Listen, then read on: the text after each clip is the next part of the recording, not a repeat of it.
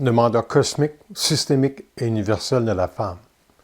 Il n'y a pas si longtemps, j'avais fait un enregistrement pour expliquer clairement quel était l'amour de l'homme, pour l'homme, par l'homme.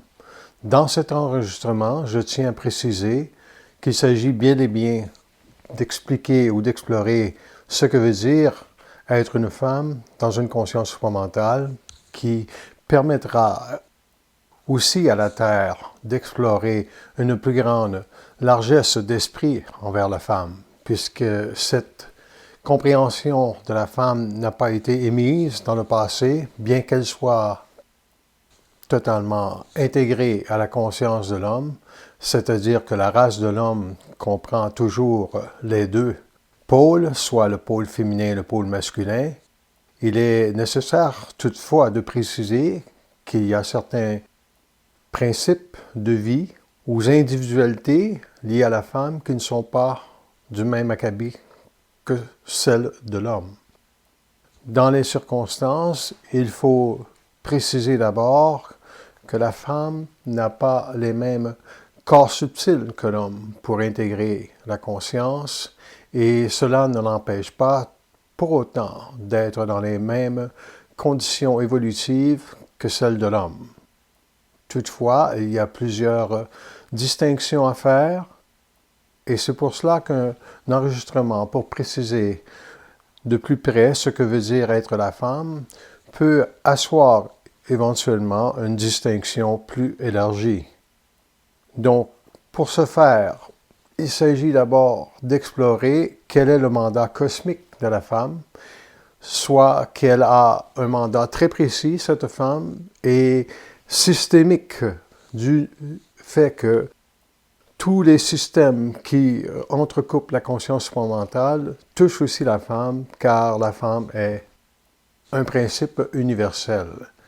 Et dans cet enregistrement, je tiens à préciser que le discours sur la femme va être expliqué selon des principes et il ne faut pas chercher non plus à décortiquer trop longuement ce qui sera dit, puisqu'il s'agit bel et bien de compréhension élargie que les individus auront à faire dans le futur par eux-mêmes. La distinction entre l'homme et la femme ne peut pas être vue d'un point de vue psychologique, mais elle doit être vue d'un point de vue psychique, en rapport avec les plans universels qui ont toujours communiqué dans un très grand intérêt à la femme et à l'homme la compréhension de ce qu'ils sont, et jamais ceux-ci ne sont appelés à être diminués dans leur identité, puisque le principe universel de la conscience supramentale est d'établir clairement et nettement que tout segment d'évolution doit être capté vibratoirement par les individus concernés.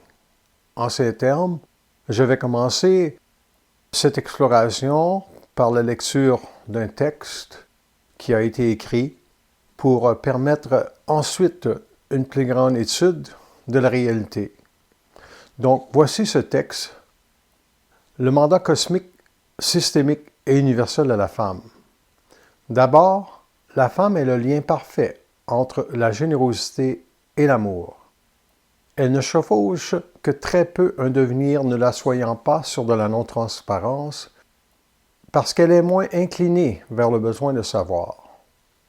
Conséquemment, elle est sans équivoque un noyau de transparence, puisqu'elle aura à réaliser, pour intégrer son devenir systémique, de se libérer totalement de la connaissance.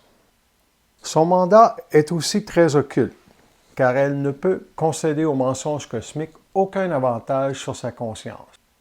Parce qu'elle doit se révéler et se libérer elle-même du mensonge cosmique et de l'emprise de l'homme sur elle, elle doit passer par l'amour universel.